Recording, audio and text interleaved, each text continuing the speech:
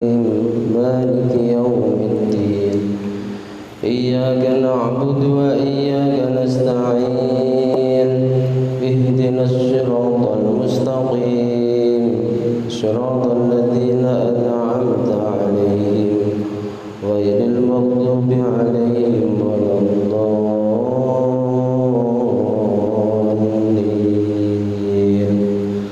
رب اغفر لي ولوالدي وللمؤمنين آمين.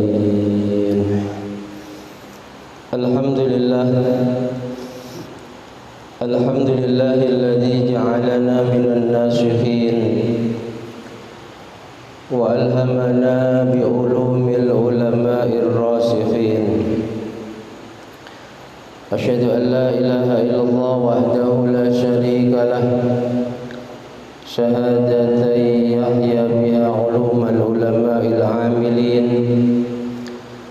وأشهد أن سيدنا ومولانا محمدا عبده ورسوله المبعوث رحمة للعالمين.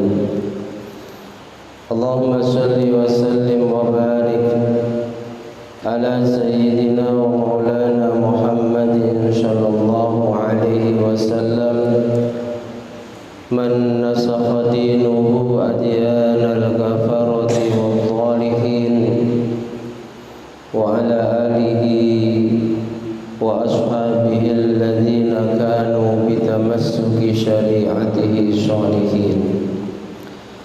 سبحانك لا علم لنا إلا ما علمتنا إنك أنت العليم الحكيم. رب اشرح لي صدري ويسر لي أمري واحلل عقدة من لساني يفقهوا قولي آمين. أما بعد. Yang sama-sama kita hormati dan kita muliakan segenap jajaran pengurus dan Dewan Kemakmuran Masjid Amanatul Ummah Perumahan Duta Mas, bapak-bapak, ibu-ibu, hadirin wal hadirat, jamaah salat subuh Masjid Amanatul Ummah yang juga sangat kami hormati, kami muliakan. Mudah-mudahan dengan hadirnya kita di majelis kemuliaan ini benar-benar menjadi sababiyah Allah Subhanahu wa ta'ala berkenan melimpahkan ridha, rahmat dan ampunannya kepada kita semua, berkenan menyelamatkan, membahagiakan dan memuliakan kita semua, baik di dunia yang fana ini maupun kelak di akhirat yang kekal dan abadi. Amin amin Allahumma amin. Puja dan puji syukur kehadirat Allah Subhanahu wa ta'ala mari tiada pernah bosan senantiasa kita panjatkan dengan memperbanyak mengucapkan kalimat tahmid. Alhamdulillahi Rabbil Alamin, yang sungguh hanya dengan limpahan rahmat, nikmat, taufik, hidayah serta inayahnya lah pagi hari ini kita bisa melaksanakan sebagian perintahnya dan menghidupkan sebagian sunnah Rasulnya. Baru saja kita melaksanakan sholat fardu subuh secara berjamaah, dan saat ini kita lanjutkan dengan duduk di majelis ilmu setelah sholat fardu berjamaah. Mudah-mudahan apa yang kita lakukan ini tergolong apa yang pernah disabdakan oleh beliau baginda Nabi Muhammad sallallahu alaihi wasallam dalam sebuah hadisnya,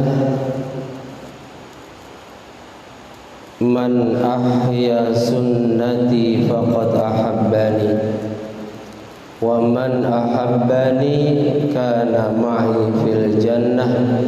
Barang siapa yang mau menghidupkan sunnahku, maka sungguh ia mencintaiku, dan barang siapa yang tergolong pecintaku, maka sungguh ia akan bersamaku kelak di dalam surga. Amin amin Allahumma Salawat dan salam semoga senantiasa tercurah limpahkan kehadiran beliau junjungan alam Nabi Agung Muhammad sallallahu alaihi wasallam dengan ucapan doa Allahumma shalli wa sallim ala sayyidina Muhammad wa ala ali sayyidina Muhammad.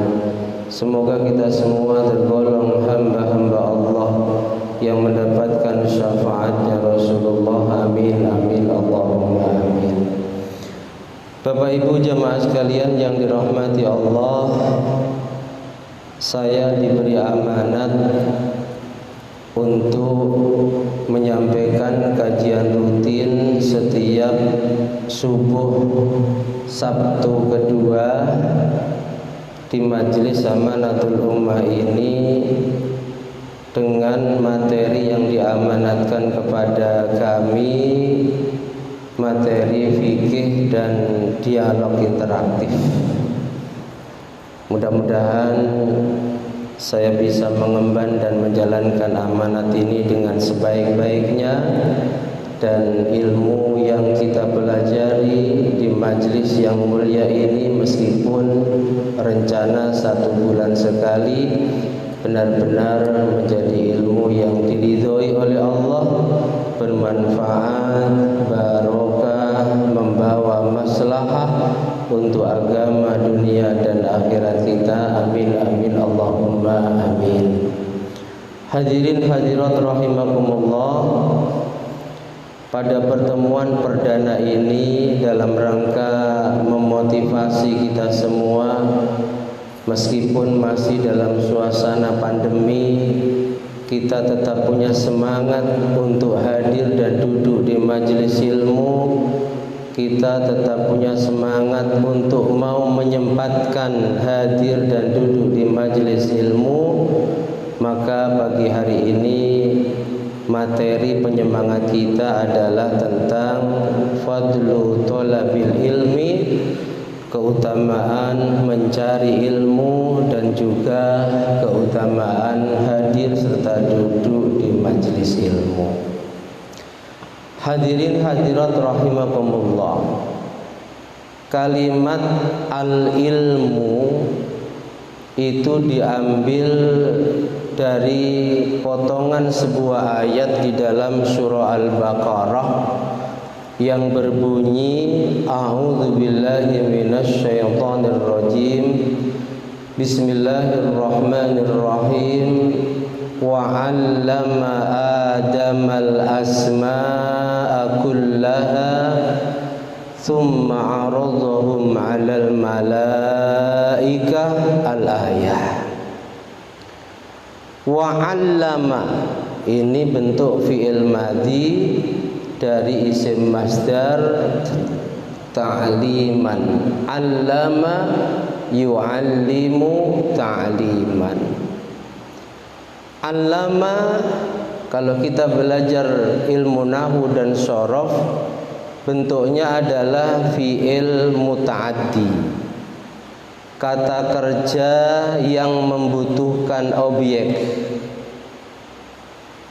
Allama, ketika dibaca alima, maka ini kata kerja yang tidak membutuhkan objek. Allama artinya mengajarkan ilmu. Allama memberitahukan. Diceritakan pada ayat-ayat sebelumnya ketika Allah Subhanahu wa taala mengumumkan kepada para malaikat bahwa Allah akan menciptakan khalifah di muka bumi, pengganti Allah di bumi, yang menyampaikan risalahnya Allah kepada makhluk yang ada di bumi, yakni Nabi Adam.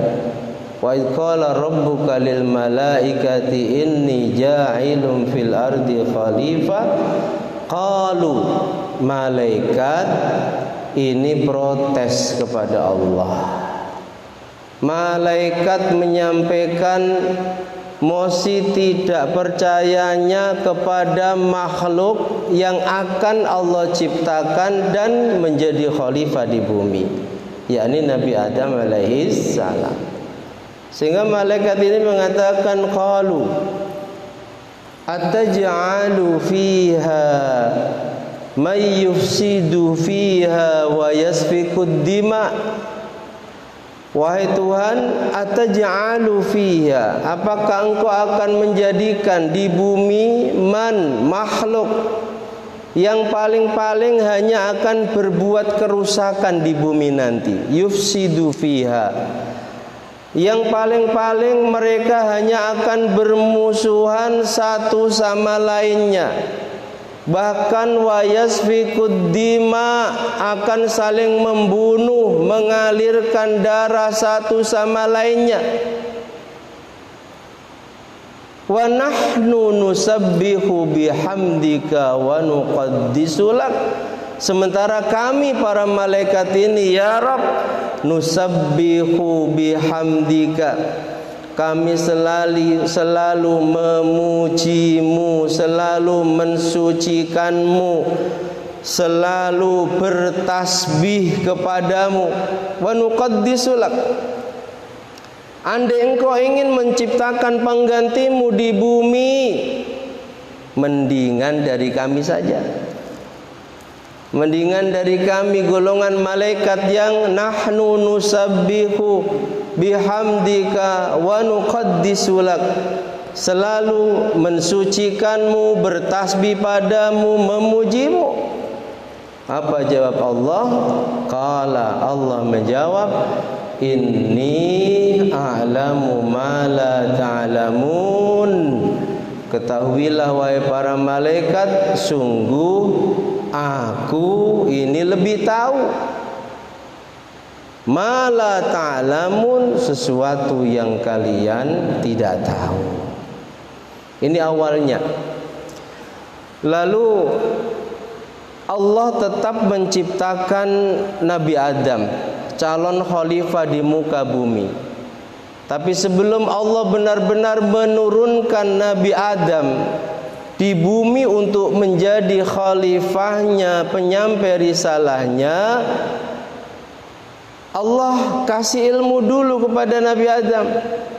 Ayatnya tadi, wa 'allama Adamal asma'a kullaha thumma 'aradahum 'alal malaikah. Adam dikasih ilmu oleh Allah al-asma.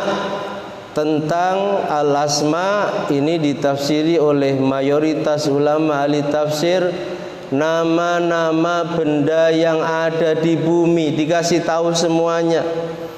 Benda-benda yang ada di bumi, sampai di sana dicontohkan mangkok kecil, mangkok besar, semuanya dikasih tahu oleh Allah kepada Nabiullah Adam alaihissalam.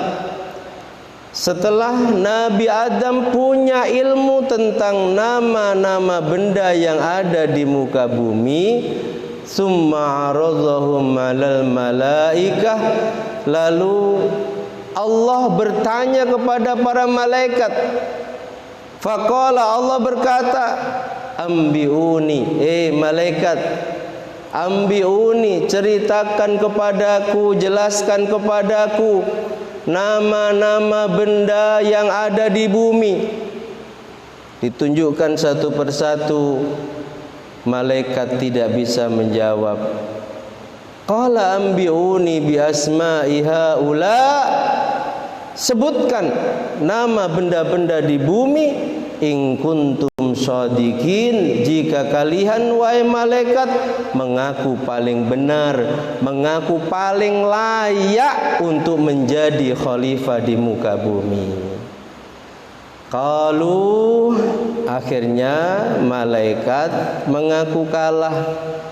Malaikat menyadari kesalahannya, sehingga malaikat mengatakan, subhanaka, maha suci engkau wahai Allah, la ilma lana illa ma 'allamtana innaka antal alimul hakim. Kami tidak punya ilmu kecuali ilmu yang telah Engkau berikan kepada kami.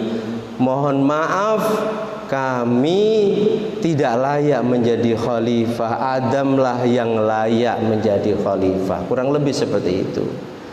Jadi kalimat al-ilmu itu diambil dari ayat wa'allama. Allah memberikan ilmu kepada Nabi Adam tentang apa? Al-asma, nama-nama benda yang ada di langit, sehingga dengan pengetahuan itulah menjadi sebab Adam tetap diciptakan oleh Allah dan menjadi khalifah di muka bumi, pembawa risalahnya Allah untuk mereka yang ada di muka bumi. Ini al-ilmu. Bapak Ibu jamaah sekalian yang dirahmati Allah, dan dalam ayat yang lain Allah Subhanahu wa ta'ala menegaskan bahwa seseorang itu akan punya derajat yang tinggi di sisi Allah. Ini syaratnya dua. Yang pertama, mereka harus beriman. Yang kedua, tidak cukup hanya beriman saja kepada Allah, tetapi mereka harus punya ilmu. Allah firmankan, yarfa'illahu alladhina amanu minkum walladzina utul ilma darajat. Allah akan mengangkat orang-orang yang beriman wa utul ilma dan punya ilmu.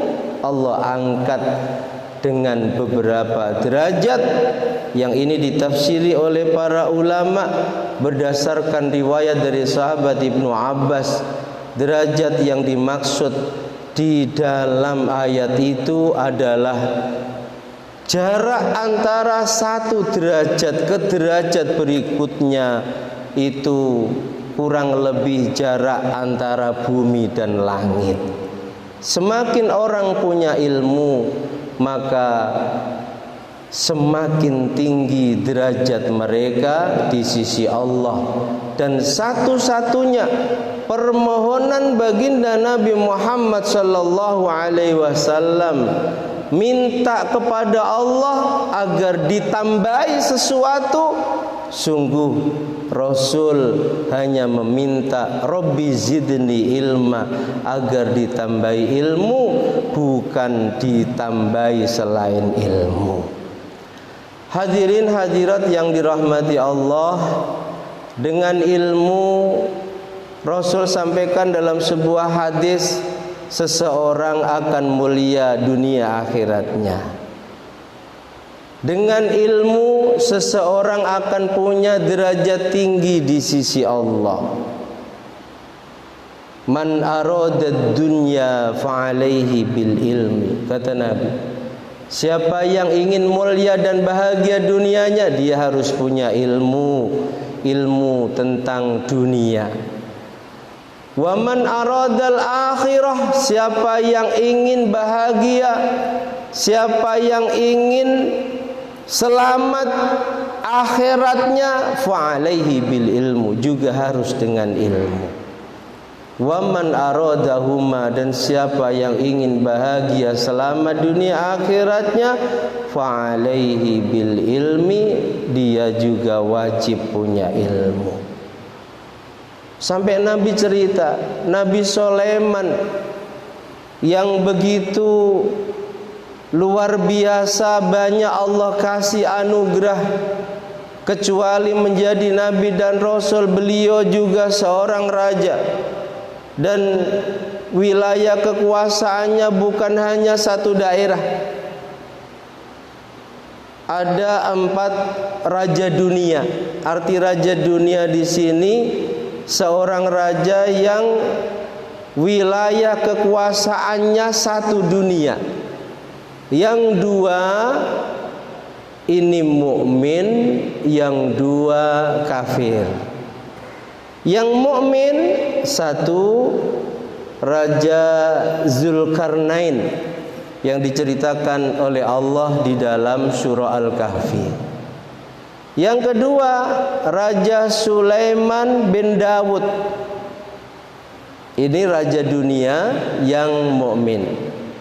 Raja dunia yang kafir satu Namrud yang hidup di zamannya Nabiullah Ibrahim alaihissalam, dan yang kedua Bukhtanasar, raja zalim yang membunuh para nabi dan rasulnya Allah, juga para ulamanya Allah.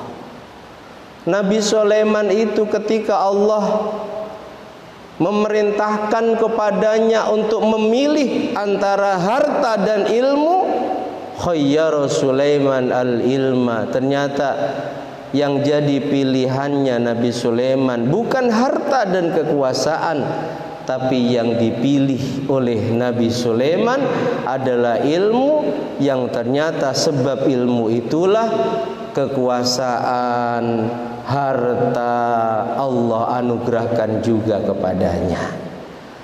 Dan menuntut ilmu ini kewajiban bagi setiap umat Islam, kewajiban yang tidak boleh ditinggalkan, kewajiban yang tidak memandang batas umur. Ini menuntut ilmu. Banyak hadis-hadis sahih bagaimana Rasul menjelaskan tentang keutamaan menuntut ilmu dan memerintahkan serta menganjurkan dengan sangat agar kita selaku umatnya ini terus menuntut dan mempelajari ilmu. Di antaranya hadis yang sangat masyhur, Rasul katakan thalabul ilmi, menuntut ilmu, belajar ilmu, faridatun, sangat diwajibkan. Faridah ini kalau kita pernah belajar nahwu dan shoroh, mestinya ketika mubtada'nya itu tolabul ilmi bentuk laki-laki, mudzakkar, khobarnya harus laki-laki. Tapi hadis ini beda. Tolabul ilmi ini mubtada bentuknya laki-laki, tapi khobarnya faridatun, bentuk perempuan. Sudah keluar dari pakem ini.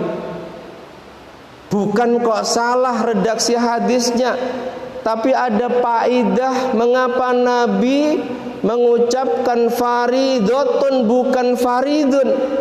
Di situ diberi penjelasan oleh para ulama, tak marbutoh yang ada dalam kalimat faridatun ini bukan tak tanda perempuan, tapi tak yang mempunyai faedah lil mubalaghah. Sangat mewajibkan Rasulullah kepada seluruh umatnya tolabul ilmi, untuk mempelajari ilmu.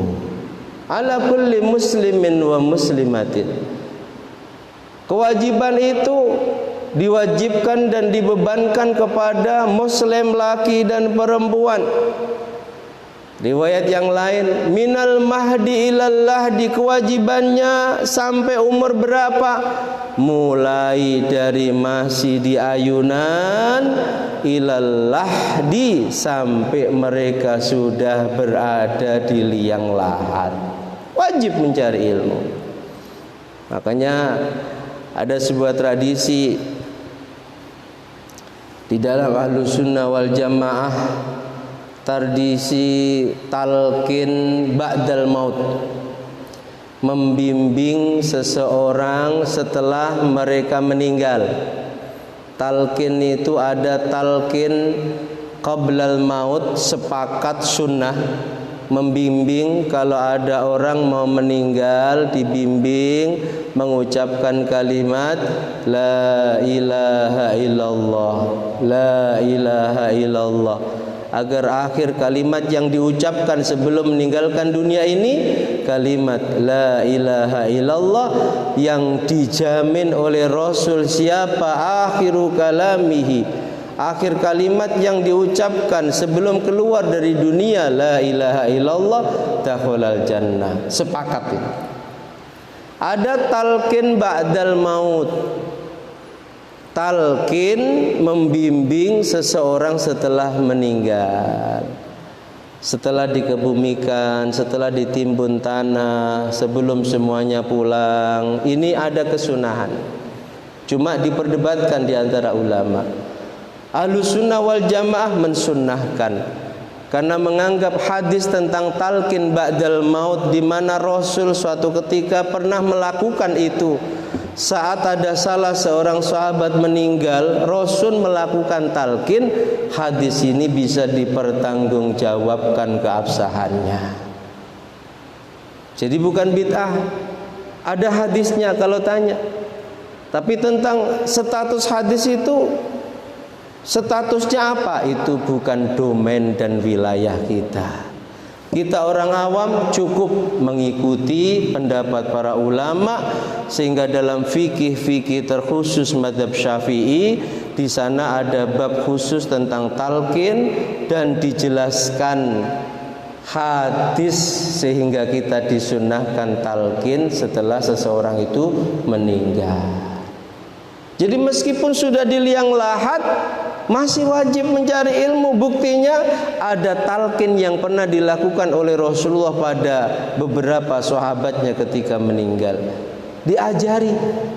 Ibarat orang tes itu, subhanallah, sudah dikasih bocoran soal dan jawaban. Nanti kalau didatangi dua malaikat dan menanyakan padamu, wahai fulan, man rabbuka, siapa Tuhanmu? Jawab, Tuhanku Allah.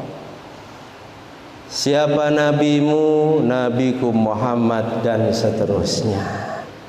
Jadi kewajiban menuntut ilmu ini adalah sampai akhir hayat, bahkan di liang lahat pun. Dalam Ahlus Sunnah wal Jamaah kita masih diajari, dibimbing, ditalqin agar bisa menjawab pertanyaan-pertanyaan yang dilontarkan oleh malaikat Munkar dan Nakir. Siapa yang bisa menjawab, maka dia merasakan nikmat kubur. Jadi mari kita kuatkan semangat kita untuk terus belajar. Dan al-ilmu dalam hadis serta ayat tersebut, di mana kita sangat dianjurkan menuntut dan mempelajarinya. Bapak Ibu jemaah sekalian yang dirahmati Allah, tidak sembarang ilmu. Ilmu itu banyak. Di dalam ta'limul muta'alim, yang itu menjadi pelajaran wajib bagi para santri yang belajar di pondok pesantren salaf, bukan salafi ya, salaf, pelajaran adab, pelajaran akhlak.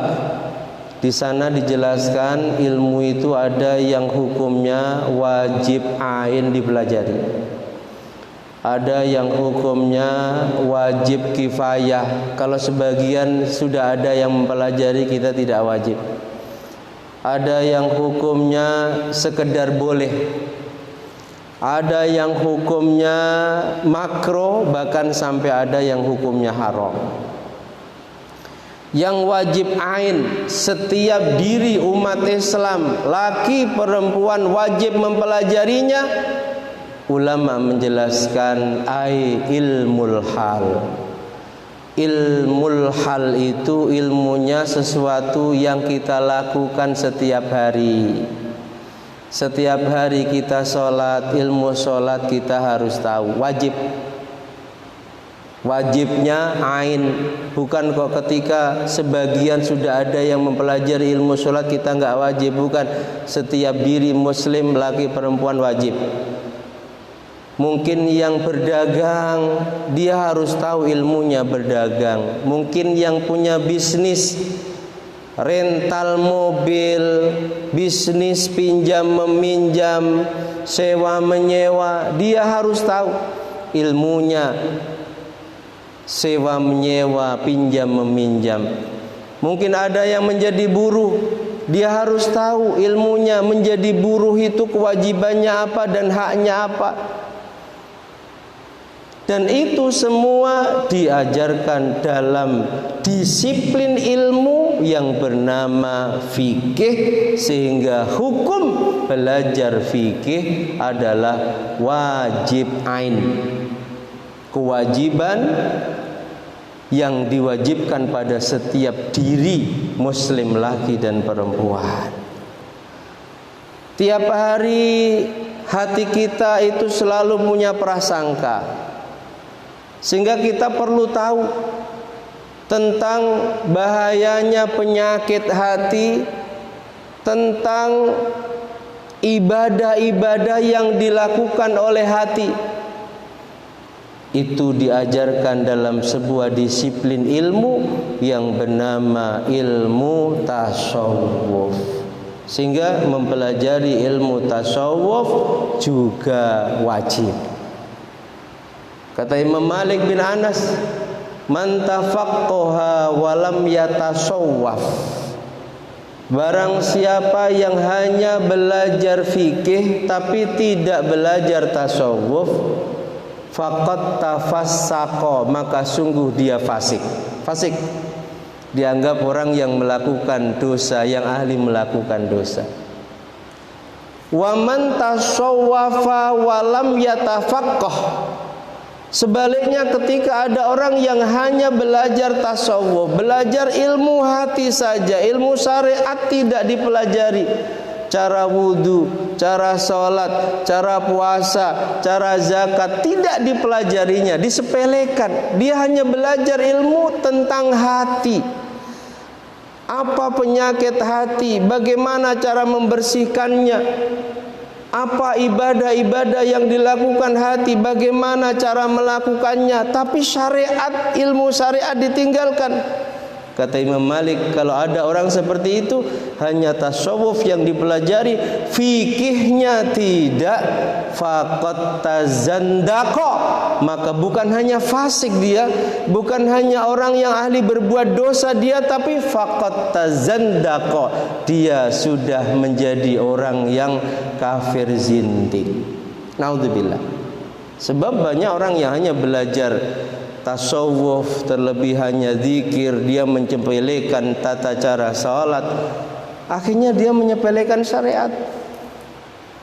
Dan barang siapa yang mempelajari keduanya, fikih dan tasawuf dipelajari, faqad tahaqqaqa, maka sungguh dialah orang yang telah mencapai hakikat, itulah yang sesungguhnya. Dan insya Allah sebagaimana tadi yang saya sampaikan di majelis Sabtu subuh kedua ini, yang akan kita pelajari adalah tentang ilmu fikih.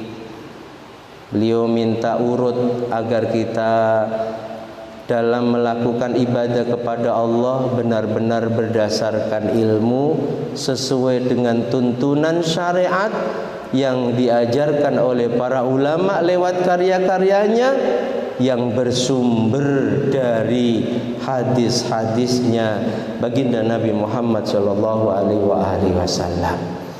Mungkin ini materi yang perlu saya sampaikan agar kita semua tahu bahwa sungguh amat sangat diwajibkan bagi kita yang mengaku beriman kepada Allah dan memeluk agama yang diridhoinya ini untuk menuntut ilmu, belajar ilmu, dan sekali lagi ilmu yang sangat diwajibkan bagi kita adalah ilmul hal, dan di antara ilmul hal itu adalah ilmu fikih. Mudah-mudahan bermanfaat. Amin, amin, Allahumma amin. Demikian, wallahu a'lam bishawab. Al-Fatihah.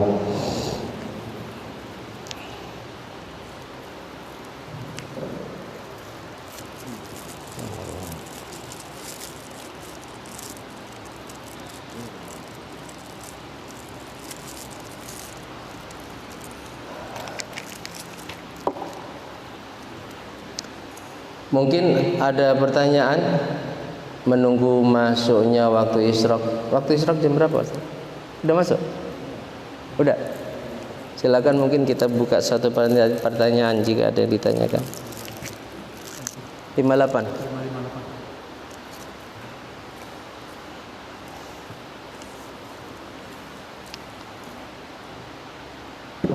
Jam agak lebih cepat kayaknya. Oh, ya, silakan kalau ada pertanyaan.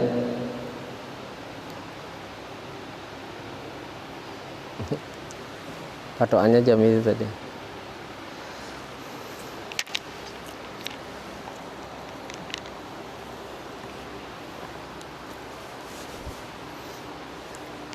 Cukup? Ya.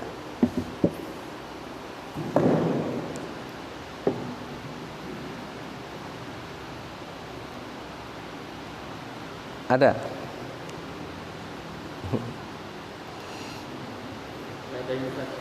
Silakan.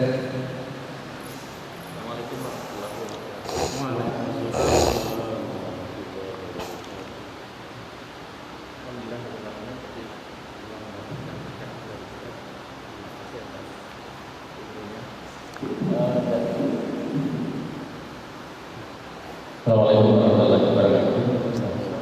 Terima kasih sudah menyampaikan ilmunya. Alhamdulillah sangat bermanfaat buat saya secara pribadi untuk rekan-rekan lainnya. Tadi menyampaikan tentang ilmu saja. Dengan saat ini kan media sangat banyak melalui sosial, WhatsApp, YouTube dan lain sebagainya. Ada kekhawatiran mungkin di saya, mungkin banyak orang yang menyampaikan penggalan-penggalan ilmu yang sampai ke kita WhatsApp dan lain sebagainya. Bagaimana cara kita untuk menyaring ilmu itu sampai ke kita? Karena perang pemikiran kan bersama-sama sudah tahu, mungkin niat seseorang untuk menyampaikan itu bukan berarti lurus untuk memperbaiki pemahaman kita tentang agama ini, tapi mungkin bisa jadi ada niatan-niatan yang membelokkan tentang pemahaman kita. Yang saya tanyakan adalah bagaimana cara kita untuk menyaring ini, karena kalau di dunia kita begitu banyak berdampak, begitu banyak penyampaian, itu satu memang banyak sekali, bahkan kecenderungannya opini bukan dari jadi intinya bagaimana caranya menyaring sehingga itu betul-betul bermanfaat. Assalamualaikum warahmatullahi wabarakatuh. Waalaikumsalam warahmatullahi wabarakatuh. Dengan nikmat dari Allah berupa canggihnya teknologi, 24 jam kita bisa mengakses ilmu lewat YouTube dan lain sebagainya. Sementara ketika kita belajar ilmu lewat YouTube dengan pembahasan yang sama antara ustadz satu dengan lainnya, jawabannya berbeda. Lalu bagaimana cara kita menyaringnya? Dan pendapat yang manakah yang boleh kita ikuti? Kurang lebih seperti itu. Pertama yang ingin saya sampaikan adalah Rasulullah Shallallahu Alaihi Wasallam ini 15 abad yang lalu telah menubuahkan bahwa kelak umatku, umat Islam ini akan pecah menjadi 73 golongan.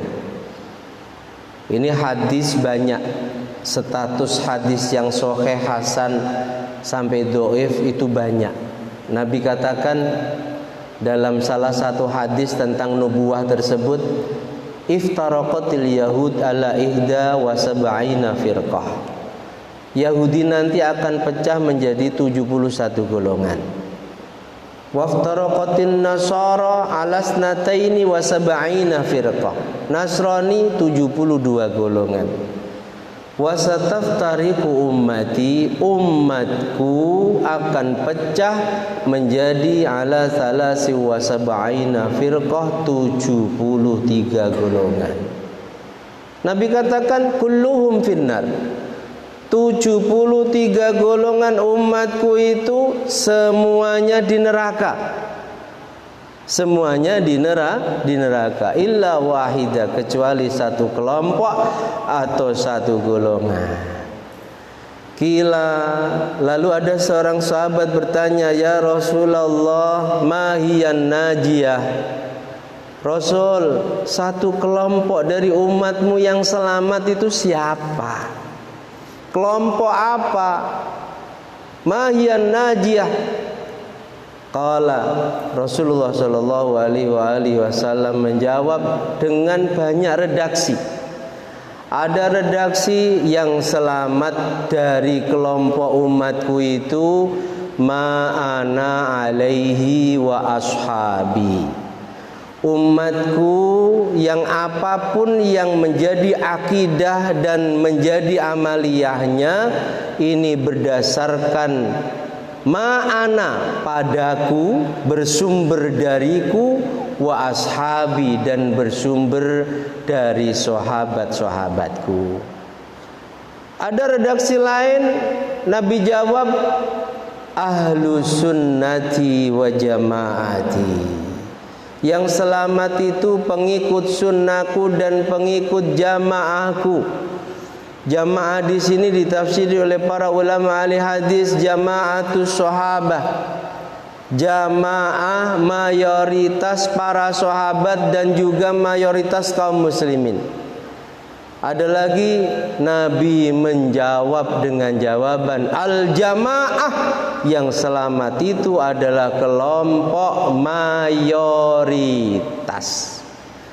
Dari hadis inilah ulama lalu menyimpulkan bahwa 73 golongan umat Islam ini yang selamat satu kelompok. Kelompok itulah kelompok yang disebut dengan kelompok ahlus sunnah wal jamaah. Sehingga sebab hadis ini semua umat Islam dengan berbagai macam kelompoknya mengklaim diri mereka lah ahlus sunnah wal jamaah.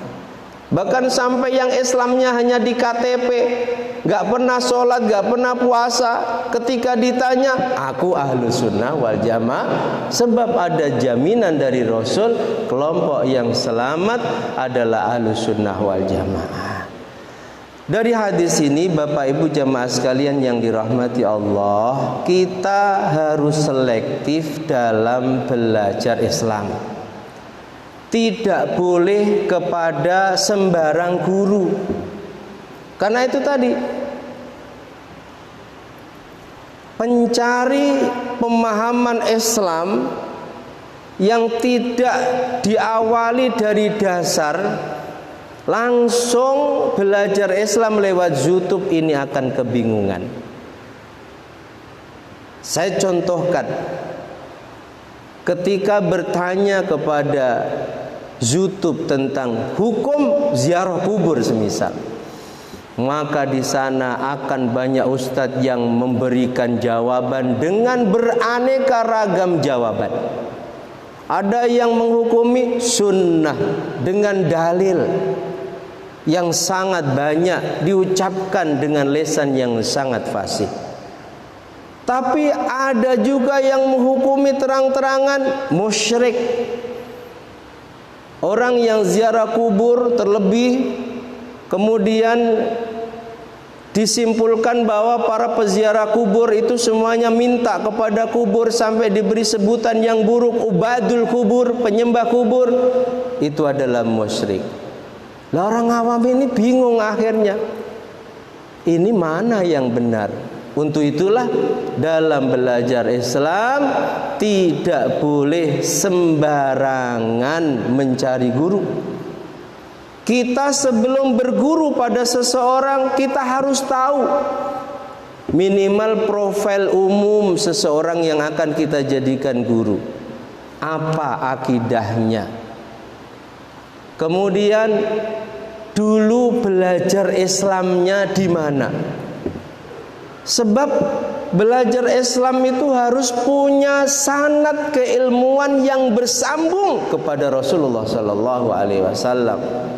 Sampai beliau Al-Imam Muhammad Ibnu Sirin, ini ulama yang hidup di zamannya tabi'in. Banyak riwayat yang mengatakan Muhammad Ibnu Sirin ini termasuk salah satu gurunya Imam Malik bin Anas. Imam Malik bin Anas gurunya Imam Syafi'i, Imam Syafi'i gurunya Imam Ahmad bin Hanbal. Beliau katakan as-sanadu minad-din. Sanad keilmuan itu bagian dari agama. Tidak boleh ditinggalkan ketika belajar agama. Kalian harus tahu gurumu belajarnya ke siapa, gurunya gurumu ke siapa, bersambung sampai Rasulullah. Makanya beliau berpesan as-sanadu minad-din, sanad keilmuan, mata rantai keilmuan. Ini adalah bagian dari agama. Fanduru, sebelum kalian belajar agama, fanduru, angan-angan dulu, perhatikan dulu, amman ta'khuduna dinakum, dari siapa kalian mengambil agama kalian. Tak boleh sembarangan. Contoh masalah maulid. Kalau kita malas datang hadir di majelis, lalu kita bertanya kepada Google hukum maulid, rating yang paling atas pasti maulid bid'ah. Bahkan banyak tulisan dari kelompok mereka yang membid'ahkan serta menyesatkan maulid, orang yang ikut andil dalam acara maulid. Kata ustadz itu dalam salah satu karyanya, saya punya kitabnya, sekian puluh bid'ah, sekian ratus bahkan, naudzubillah, dia katakan dosanya jauh lebih besar dibanding dosa menzinai ibu kandungnya. Sehingga sekali lagi harus selektif, gak boleh sembarangan. Tapi dia kan LC Ustaz, lulusan Timur Tengah. Nanti dulu Timur Tengahnya belajar kepada siapa, akidah dan pemahaman Islamnya itu yang bagaimana. Paham? Jadi nggak boleh ketika kita belajar Islam ini karena efektivitas mungkin dengan kecanggihan teknologi, belajarnya kepada kiai, Google dan YouTube. Nggak boleh. Beda kalau memang kita sudah punya dasar, sehingga ketika kita nonton atau belajar Islam dari YouTube, itu hanya kita jadikan perbandingan. Oh, ini salah, ini bertentangan dengan pendapat mayoritas. Dan ini hanya untuk orang-orang yang memang punya dasar dan pernah belajar lama di pesantren. Kalau orang awam harus belajar pada guru yang jelas. Karena sekali lagi tadi disampaikan, satu pertanyaan kepada YouTube tentang permasalahan agama kita, mungkin ada puluhan jawaban dari ustadz yang berbeda, sehingga kita bingung ini mana yang benar. Paham ya? Jadi itu sudah dinubuahkan, kita nggak perlu bingung. Tapi kita harus berusaha mencari guru yang memang pahamnya ahlus sunnah wal jamaah, karena hanya paham dan kelompok itulah yang Rasul jamin firqatun najiyah, kelompok yang selamat dari neraka. Lah siapa ahlus sunnah wal jamaah? Ya, ini harus di pertemuan berikutnya. Waktu sudah habis. Intinya apa? Harus selektif belajar Islam, harus jelas. Pesan Imam Muhammad Ibnu Sirin, fanduru, angan-angan dulu.